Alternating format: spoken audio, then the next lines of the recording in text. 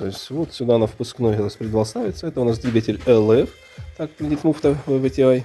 Вот так выглядит муфта двигателя ZL. 130 лошадиных сил. На впускной распредвал. Mazda фамилия. А ставится она вот сюда, на впускной коллектор. И, соответственно, смещает фазы газораспределения. Так выглядит муфта VVTi в разобранном виде. Как она там внутри движется? Ну, она сейчас заштопоренная. Угу. То есть, когда она... Там давление масла подается, потом подается. Мало того, что бывает износа здесь на стопоре, он болтается. Либо вот такая даже беда иногда происходит.